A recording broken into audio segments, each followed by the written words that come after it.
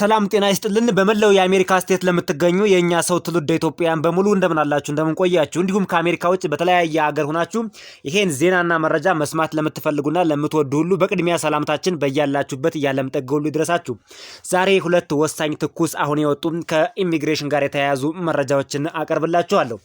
የመጀመሪያው በአሜሪካ በዲፓርትመንት ኦፍ ሆምላንድ ሴኩሪቲ ስር ለሚንቀሳቀሱ የአይሲ እና የቦርደር ፓትሮል መኮንኖችን አስመልክቶ እንዲሁም አጠቃላይ ከስደተኞች ጋር የተያያዘውን ኦፕሬሽን በሚመለከት አዲስ መመሪያና ህግ ወጥቷል። ዝርዝሩን ለአድማጭ ተመልካቾቻችን የምናቀርብ ይሆናል። የፕሬዚዳንት ትራምፕ አስተዳደር ለ75 ሀገራት የጣለው የግሪን ካርድ የቪዛ ክልከላ በፍርድ ቤት ክስ ቀርቦበታል። እገዳው ይነሳል ወይስ አይነሳም የሚለውንም ለአድማጭ ተመልካቾቻችን በዝርዝር እናቀርባለን። የዩቲዩብ ቻናሉን ሰብስክራይብ እያደረጋችሁ ግቡ። እኔ መረጃውንና ዜናውን ለእናንተም በጥራትና በብቃት ማድረሴን እቀጥላለሁ። ወደ ቀዳሚው መረጃ ስናልፍ የፕሬዚዳንት ትራምፕ አስተዳደር በዲፓርትመንት ኦፍ ሆምላንድ ሴኩሪቲ በኩል በስደተኞች ላይ የተለያዩ አይነት የማባረር፣ የማሰር፣ የማዋከብ፣ የማስደንገጥና ሌሎችንም ዘመቻዎች በስፋት ቀጥሎበታል። ከዚሁም ጋር ተያይዞ ትውልደ አሜሪካውያን ከዳር ዳር ሰላማዊ ሰልፍ በማድረግ ሁኔታውን ተቃውመውት ነበር። ከተቃውሞ ማግስትም አንዳንድ ኦፕሬሽን ወይም አንዳንድ እርምጃዎች የተስተካከሉ ሲሆን አንዳንዶቹ ደግሞ ይባሱንም በከፋ ሁኔታ ቀጥለዋል። ከዚሁ ጋር ተያያዘውን ዝርዝር ዜናም ላነብላችሁ ነው። በአሜሪካ የዲፓርትመንት ኦፍ ሆምላንድ ሴኩሪቲ ሚኒስቴር የሆነችው ክሪስቲ ኖም በሚኒያፖሊስ ውስጥ ለአይሲ እና ለሌሎች የፌዴራል ተቋማት ሰራተኞች የሰውነት ካሜራ እንዲገጠምላቸውና እሱንም እንዲያበሩ ከፍተኛ ትዕዛዝ አስተላለፉ ይላል። የመጀመሪያው ዜና ይሄ ነው ማለት ነው። እንግዲህ ታስታውሱ ከሆነ በሰላማዊ ሰልፍ ወቅት ጠንከር ያለ መፈከርም ተደርጎ ነበር። በተለይ የአይሲ ፖሊሶች ካሜራ ኦን እንዲያደርጉና ካሜራም እንዲጠቀሙ ለሚሰሩት ወንጀልም ለእያንዳንዷም በካሜራ ሪከርድ ሆኖ እንዲቀርብ ምክንያቱም መተማመን እየተፈጠረ አይደለም የሚል ነበር። ይሄን በመቀበል ነው እንግዲህ የፕሬዚዳንት ትራምፕ አስተዳደር በተለይ ደግሞ የዲፓርትመንት ኦፍ ሆምላንድ ሴኩሪቲ ይሄን ተግባራዊ ለማድረግ አስቸኳይ ትዕዛዝ ሰጥቷል። እንግዲህ በዲፓርትመንት ኦፍ ሆምላንድ ሴኩሪቲ ሚኒስትር ክሪስቲ ኖኤም ትናንት የካቲት 2 2026 በሚኒያፖሊስ ውስጥ ያሉ ሁሉም የፌዴራል መኮንኖችን በተለይ ከኢሚግሬሽንና ጉምሩክ አስተዳደር ወይም አይሲኢ የሆኑትንም ጨምሮ የሰውነት ወይም በሰውነት የሚለበስ ካሜራዎችን ወዲያውኑ አድርገው ወደ ስራ እንዲያሰማሩ ፈጣንና አስቸኳይ ትዕዛዝ ሰጥታለች። ይህ ውሳኔ በከተማ ውስጥ በኢሚግሬሽን አስተዳደር ተግባር ጊዜ ሁለት የኢሚግሬሽን ይህ ትዕዛዝ በሚኒያፖሊስ ውስጥ የፌዴራል ኢሚግሬሽን አስተዳደር እንቅስቃሴ መጨመሩን ተከትሎ የወጣ መሆኑ ተዘግቧል። በዲፓርትመንት ኦፍ ሆምላንድ ሴኩሪቲ መኮንኖች ጋር በተከሰቱ ሁለት የተለያዩ ግንኙነቶች ውስጥ ሁለት ሰዎች ሙተው ከነበረ በኋላ በስፋት በስራ ላይ ውሏል ተብሏል። በአንዱ ክስተት ላይ የፌዴራል ባለስልጣናትና የአካባቢ ምስክሮች መካከል የተቃረነ ወይም ፋላስ የሚፈጥር መረጃ ተከስቷል።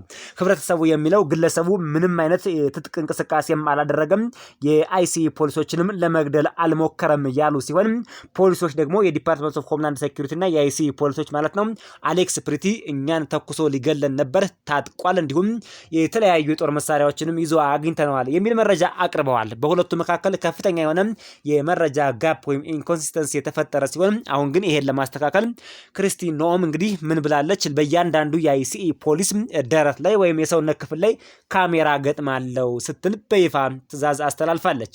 ይህም በከፊል የመንግስት መዘጋትን በሚካሄድበት ጊዜ ዲሞክራቶች በኮንግረስ ውስጥ የኢሚግሬሽን ማሻሻያዎችን በተለይ የግዴታ የሰውነት ካሜራዎችን ጨምሮ እንደ ገንዘብ ስምምነት ሁኔታን በጠየቁበት ጊዜ የተከሰተ ነው።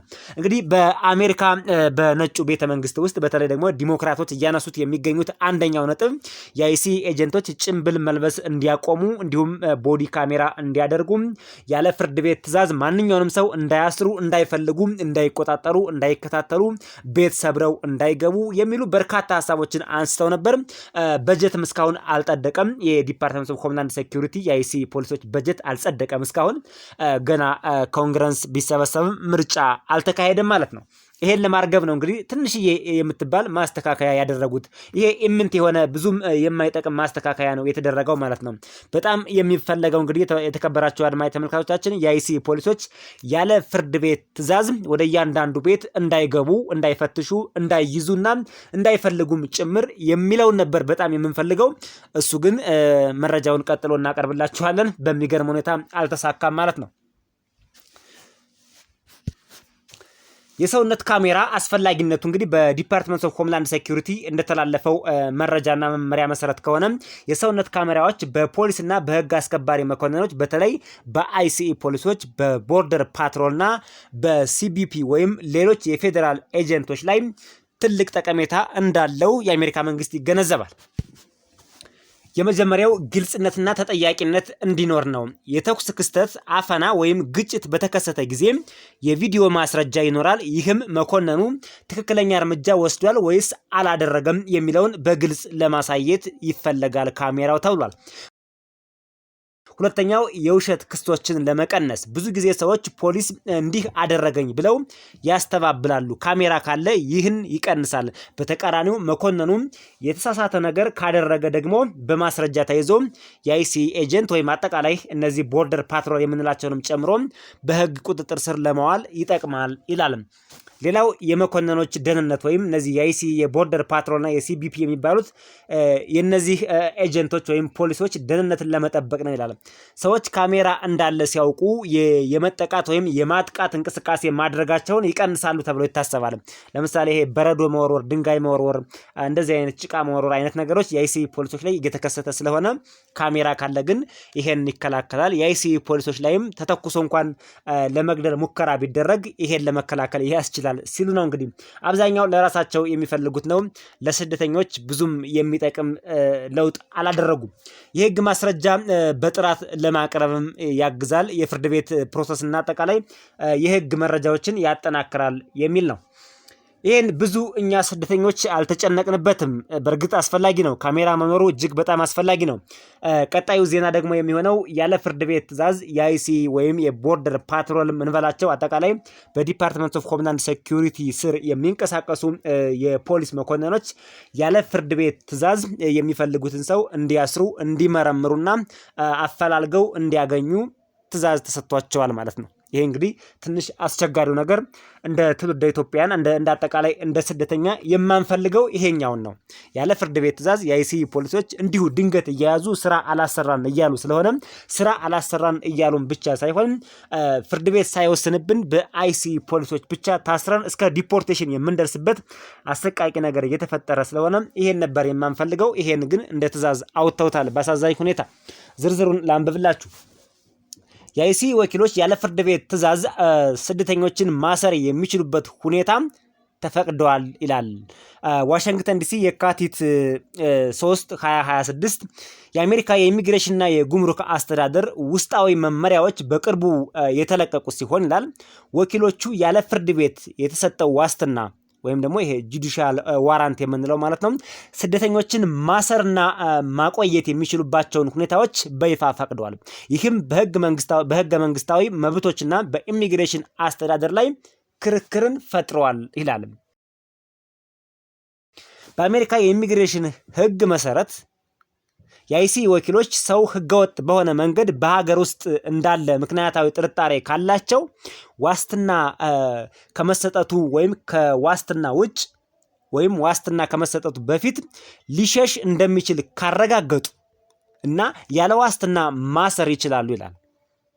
ዋስትና ፍርድ ቤት ሄደው ካስተው ምናምን ፕሮሰስ እስከሚያደርጉ ድረስ ሊሸሽ ይችላል ብለው ካመኑበት የፍርድ ቤት ማዘዣና ዋስትና የእስር ጋራንት ሳይወጣም ግለሰቡን መያዝ እንዲችሉ ይፈቅዳል ይላል።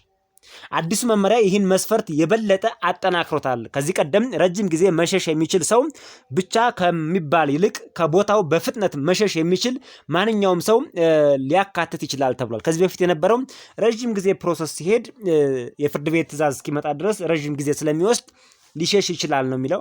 አሁን ግን በአጭር ጊዜ ሊሸሽ ይችላል ተብሎ አዲስ ህግ ተሻሽሏል ማለት ነው። ሌላው አንድ መመሪያ ደግሞ በተለይ ትኩረትን የሳበው ምንድነው? የመጨረሻ የመባረር ትዕዛዝ ፋይናል ሪሞቫል ኦርደር ያላቸውን ሰዎች ከቤታቸው ውስጥ ለመውሰድ የአይሲኢ ወኪሎች ያለ ፍርድ ቤት ዋስትና በአስተዳደራዊ ዋስትና ብቻ በአድሚኒስትሬቲቭ ዋራንት ይሉታል። ያ ማለት የአይሲኢ ፖሊሶች ወይም የአይሲኢ ኃላፊዎችና መኮንኖች በሚሰጡት ትዕዛዝ ብቻ የአይሲኢ ፖሊሶች ኃላፊ በሚሰጠው ኦርደር ብቻ ቤት ውስጥ በኃይል በመግባት ማሰር እንደሚችሉ ተደንግጓል ይላል።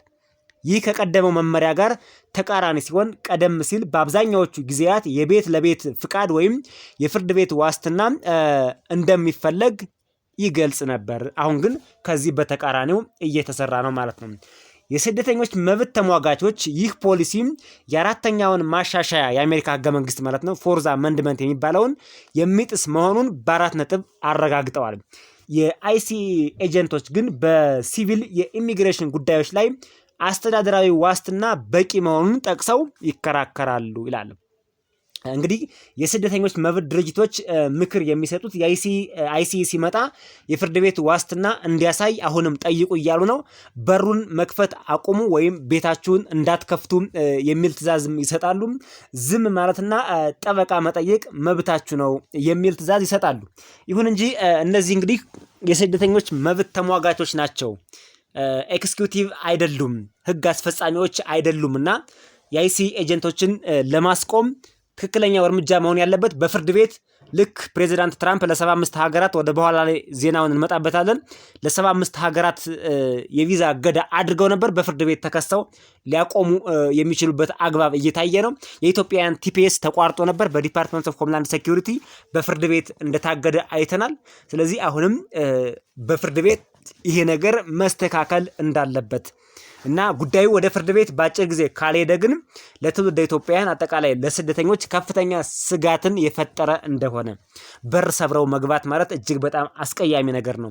መኪና ሰብረው ነው የሚገቡት። ይህ በአሜሪካ ምድር የተለመደ አይደለምና አሁን ያለው ሁኔታ ግን በቅርቡ የወጣው አዲሱ መመሪያና ፖሊሲ ተግባራዊ እንዲደረግ የተወሰነው ይሄን ይመስላል። በዚህ ዙሪያ እንግዲህ ወደ ፍርድ ቤት ተሄዶ ለውጦች የሚመጡ ከሆነ ለአድማጭ ተመልካቾቻችን ኢሚዲየት የሆነውን አፕዴት እናሳውቃቸዋለን። የመጨረሻው ዜና የተከበራቸው አድማጭ ተመልካቾቻችን ለትውልደ ኢትዮጵያውያን እንደ መልካም አጋጣሚ ተቆጥሯል። በተለይ ወደ አሜሪካን ሀገር በግሪን ካርድ ለመምጣት ቀጠሮ ላይ ላሉ ፕሮሰስ ላይ ላሉ እንዲሁም ወደፊትም መምጣት ለሚፈልጉ በብዙ ሺህ በመቶ ሺህ የሚቆጠሩ ትውልደ ኢትዮጵያውያን ሊሆኑ ይችላሉ። እንግዲህ በዚህ የሚጠቀሙት ዝርዝሩን ላንብብላችሁ። የትራምፕ አስተዳደር ለ75 ሀገሮችን የሚነካ የኢሚግሬሽን ቪዛ እገዳ ወደ ፍርድ ቤት ቀርቧል ይላል። እንደሚታወቀው ፕሬዚዳንት ትራምፕ ለ75 ሀገራት አብዛኛዎቹ ከአፍሪካ ናቸው፣ ኢትዮጵያንም ጨምሮ ማለት ነው የቪዛ ክልከላ በተለይ ደግሞ ከቪዛ አይነቶች ውስጥም የኢሚግራንት ታይፕስ ኦፍ ቪዛ የሚባለውን የስደተኞችን ቪዛ ያ ማለት ወደ አሜሪካን ሀገር ሲመጡ ወደ አሜሪካን ሀገር ሲመጡ ግሪን ካርድ የሚጠይቁትን ማለት ነው። ሌሎቹ አልተነኩም። ነን ኢሚግራንት ቪዛ የሚባሉ በጣም በርከት ያሉ የቪዛ አይነቶች አሉ፣ በጣም ብዙ ናቸው። እነሱን ፕሬዚዳንት ትራምፕ አልነኳቸውም። ኢሚግራንት ታይፕስ ኦፍ ቪዛ በተለይ አሜሪካን ሀገር መጥተው ግሪን ካርድ የሚፈልጉትን የቪዛ አይነቶች እነሱ ደግሞ በጣም ብዙ ናቸው። በስራ ስፖንሰር የሚመጡ ከኢ1 እስከ ከኢቢ1 እስከ ኢቢ5 የሚደርሱ አሉ። እነሱ በጣም ብዙ ናቸው። በቤተሰብ ስፖንሰር የሚመጡ አሉ፣ በትዳር የሚመጡ አሉ፣ አባት ልጁን የሚያመጣበት መንገድ አለ፣ እንዲሁም ሌሎችም ቤተሰብ የሚያመጡበት ይህ አይነት ቪዛ ነው የተከለከለው በአጭሩ ማለት ነው። እናም በጥር 2026 መጀመሪያ ላይ በትራምፕ አስተዳደር የአሜሪካ የውጭ ጉዳይ ሚኒስቴር ከጥር 21 2026 ጀምሮ የ75 ሀገሮች ዜጎችን የቋሚ መኖሪያ ወይም የኢሚግሬሽን የግሪን ካርድ ቪዛ መስጠትን ሙሉ በሙሉ በሀገራት ደረጃ ማገዱን ይፋ አድርጎ ነበር ይላል ዜናውን ማነብላችሁ። ይህን እርምጃ ተግባር ላይ ያዋለው እነዚህ ሀገሮች ዜጎች በአሜሪካ ውስጥ የህዝብን ገንዘብ የግብር ከፋዮችን ገንዘብ ያለ አግባብ ለድጎማ ያውላሉ በሚል ነው። ትልቁ ምክንያት ይሄ ነው። እነዚህ ስደተኞች ኢትዮጵያውያንንም ጨምሮ ወደ አሜሪካን ሀገር ከገቡ በኋላ የመንግስት ዌልፋር የሚባሉ ፕሮግራሞች አሉ።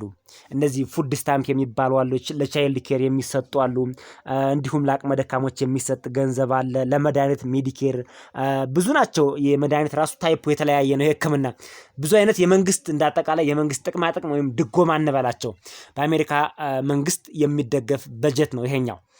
ፕሬዚዳንት ትራምፕ የሚሉት ይህ የግብር ከፋይ ገንዘብ ያለ አግባብ ለስደተኞች እርዳታ እየዋለ ነው በሚል እንዲሁም ኢትዮጵያን 47.6 ከአሜሪካን ሀገር ከሚገኙ ስደተኞች ከኢትዮጵያን መካከል ማለት ነው አጠቃላይ 47.6ቱም ጥገኛ ሆነዋል ሲል ፕሬዚዳንት ትራምፕ በራሱ የትሩዝ ሶሻል ሚዲያ ሪፖርቱን አቅርቦ ነበር። ከዚህ ጋር አያይዘው ነው ፕሬዚዳንት ትራምፕ እንግዲህ ለ75 ሀገራት ኢትዮጵያንም ጨምሮ ወደ አሜሪካን ሀገር በተለይ በቋሚነት እንዳይገቡ እገዳ የተደረገው። ለጊዜው ነው ሆልድ የሚለው በርግጥ ቢሆንም ግን ለጊዜው ቁሟል ማለት ይቻላል። ይህን ተከትሎ እንግዲህ በየካቲት 2 እና 3 2026 በኒውዮርክ ደቡባዊ ዲስትሪክት ፌዴራል ፍርድ ቤት ነው የሚለው። በኒውዮርክ ደቡባዊ ዲስትሪክት ፌዴራል ፍርድ ቤት በበርካታ የኢሚግራንት መብት ተቋማት ናሽናል ኢሚግሬሽን ሎው ሴንተር፣ ዲሞክራሲ ፎርዋርድ፣ ሌጋል ኤድ ሶሳይቲ ወዘተ ብዙ ናቸው። በእነዚህ የተመራ የልዑክ ቡድን ከፍተኛ የሆነ ክስ በፕሬዚዳንት ትራምፕ አስተዳደር ላይ አቅርበዋል ይላል። ተከሳሾቹ እነማን ናቸው የሚለውንም በዝርዝር ይዘነዋል። የውጭ ጉዳይ ሚኒስቴር ዲፓርትመንት ኦፍ ስቴት ይባላል። እሱ ተከሷል። ማርኮ ሩቢዮ ማለት ነው የሚመራው፣ እሱ ተከሷል። እና እንዲሁም ዲፓርትመንት ኦፍ ሆምላንድ ሴኩሪቲ ጭምርም አለበት። በዋናነት ግን ክሱ የሚያጠነጥነው ይሄን ነገር የ75 ሀገራትን ቪዛ እንዲታገድ የግሪን ካርድ ጉዟቸው እንዲገታ ያደረገው የውጭ ጉዳይ ሚኒስቴሩ ስለሆነ ማርኮ ሩቢዮን ይመለከታል ክሱ በዋናነት ማለት ነው። ለምን ክስ ቀረበበት? ይህ እርምጃ ህገወጥና በብሔር ላይ የተመሰረተ ነው ተብሎ እንደ አንድ መከራከሪያ ቀርቧል። አንደኛው እሱ ነው። ሁለተኛው የኢሚግሬሽንና ዜግነት ህግ እና አስተዳደር ሂደት ህግን ይጥሳል ይላል። አዎ በእርግጥም ይጥሳል። እሱን የሚጥስ በመሆኑም ክስ ቀርቦበታል። በቀለም ላይ በዘር ላይ የተመሰረተ መድሎ ነው የሚል ክስ ቀርቦባቸዋል። አብዛኛዎቹ ኢሚግራንቶች ለብዙ ዓመታት የህዝብ ጥቅማ ጥቅሞችን መጠየቅ አይችሉም። ቢሆንም የህዝብ ገንዘብ ተጠቃሚ የሚል ምክንያት የተጭበረበረ ነው ሲሉ እነዚህ ተቋማት በውጭ ጉዳይ ሚኒስቴር ላይ ክስ አቅርበዋል ማለት ነው።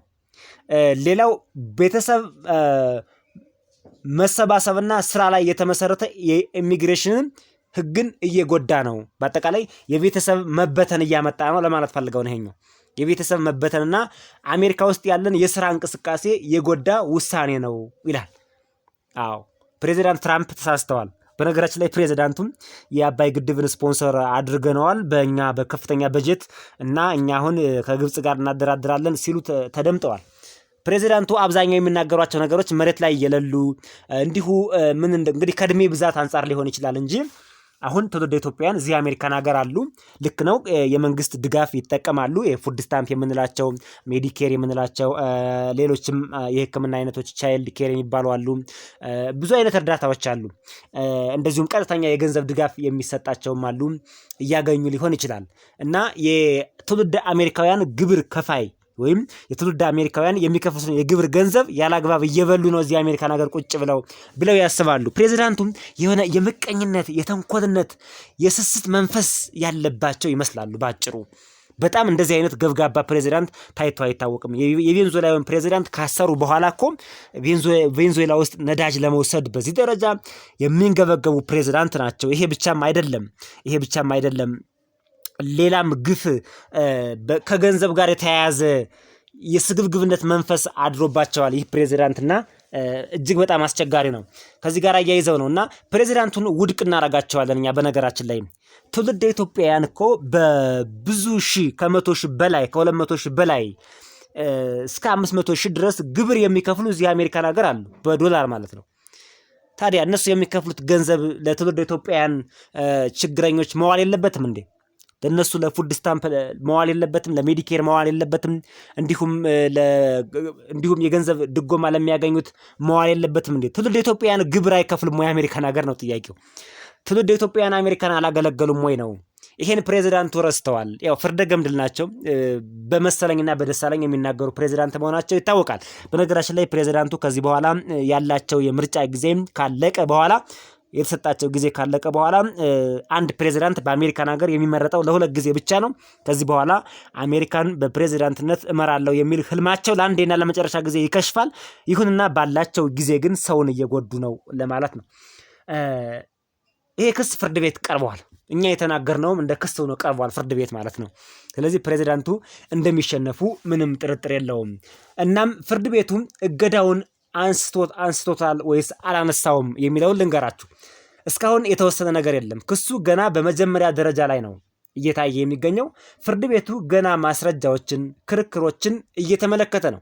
ወዲያውኑ ጊዜያዊ ትዕዛዝ ወይም ቅድመ ውሳኔ እገዳ ይሰጣል ወይስ አይሰጥም የሚለው ገና አልታወቀም ማለት ነው። ቀደም ሲል የትራምፕ አስተዳደር ሙስሊም ባን ጉዳዮች ብዙ ወራት ተወያይተው እስከ ከፍተኛ ፍርድ ቤት ደርሰው ነበር። ከሙስሊሞች ጋር የተያያዘ አንድ ኬዝ ነበር የትራምፕ አስተዳደር ማለት ነው። ሙስሊም ባን የሚል አንድ ፕሮግራም አወጥቶ ነበር፣ የሙስሊም ሀገራትን እዘጋለሁ የሚል ማለት ነው። እና እሱን ኬዝም እዚህ ጋር አያይዘው ያቀረቡበት ሁኔታ አለ። እስካሁን ድረስ የቪዛ እገዳው በስራ ላይ ይገኛል። ከዚህ ዝርዝር ውስጥ ያሉ ሀገሮች ዜጎች በሺዎች የሚቆጠሩ የግሪን ካርድ ሂደቶች ተዘግተዋል፣ ተስተጓጉለዋል፣ ስራ አቁመዋል ማለት ነው። ስለዚህ ተዘግቷል እስካሁን። ፍርድ ቤቱ ግን ጉዳዩን በከፍተኛ ትኩረት ይዞታል። የአሜሪካ መንግስት ሌላው ቀጣዩና የመጨረሻው መረጃችን ፓርሻል ገቨርንመንት ሸትዳውን የሚባል የፕሬዚዳንት ትራምፕ አስተዳደር አውጥቷል። እንግዲህ እስካሁን ድረስ አልተስማሙም። በሚገርም ሁኔታ እስካሁን ድረስ ምርጫ አልተካሄደም። በምርጫ ነው ይሄ ነገር የሚወሰነው፣ ኮንግረስ ላይ ባለው ምርጫ ይሆናል ማለት ነው። ለጊዜው ግን አንዳንድ የአሜሪካ የፌዴራል መስሪያ ቤቶች ለጊዜው ፓርሻል ሸትዳውን አድርገው ግማሹ ሰራተኛ ከቤት እንዲውል ተደርጓል። ግማሹ ሰራተኛ ደግሞ እየሰራ ነው። ግማሹ ሰራተኛ ያለ ደመወዝ ይሰራል። በተለይ የተጠቃው መስሪያ ቤት ዲፓርትመንት ኦፍ ሆምላንድ ሴኩሪቲ ነው። ይሄ ስደተኞችን የሚያሰቃየው፣ የሚያባርረው፣ የሚያስለቅሰው፣ ቤት ሰብሮ የሚገባው፣ መኪና የሚሰብረው ይሄ መስሪያ ቤት ለጊዜው በጀት የለውም። እንግዲህ ለ2 ሳምንት የመከራከሪያ ጊዜ ተሰጥቷል። እስካሁን በሚገርም ሁኔታ የአሜሪካ በነጩ ቤተመንግስት በኮንግረሱ የሚካሄደው ምርጫ በጀቶችን የሚያጸድቁት በእጅ ብልጫ ነውና እሱ ምርጫ እስካሁን አልተደረገም የሚለውን ትልቅ ዜና ለማብሰር ነው። የትራንስፖርት አካባቢ በተለይ ደግሞ የፌዴራል አቪዬሽን ፕሮግራም እሱ አካባቢም ችግር ተፈጥሯል እየተባለ ነው። ሌሎቹ ፕሮግራሞች ግን ከሞላ ጎደል እንደቀጠሉ ነው መረጃዎች የሚያሳዩት። እንግዲህ ዛሬ ነው ይወስናሉ የተባለው። እስካሁን ድረስ በምርጫ ተወስኖ አልተወሰነም። እስካሁን ድረስ ሁኔታው ሸትዳውኑ ይቀጥላል የሚባል ነገር አለ። ፕሬዚዳንት ትራምፕ ደግሞ እንደባለፈው የ43 ቀን መዘጋት እንዳይኖር ሌት ተቀን እየሰሩ ነው፣ እየተነጋገሩ ነው የሚባል መረጃዎች እየወጡ ነው። ዲሞክራቶች አንዳንድ ነገሮችን አጥብቀው ይዘዋል የሚባል ነገር አለ። በአጭሩም መረጃው እስካሁን አልተወሰነም የሚለውን ያዙልን። የተከበራችሁ አድማጭ ተመልካቾቻችን ለዛሬ ለእናንተ የመረጥናቸው ዜናዎችና መረጃዎች እነዚህ ነበሩ። በሌሎች ዜናዎችና መረጃዎች እስከምንገናኝ በያላችሁበት ሰላም ቆዩን።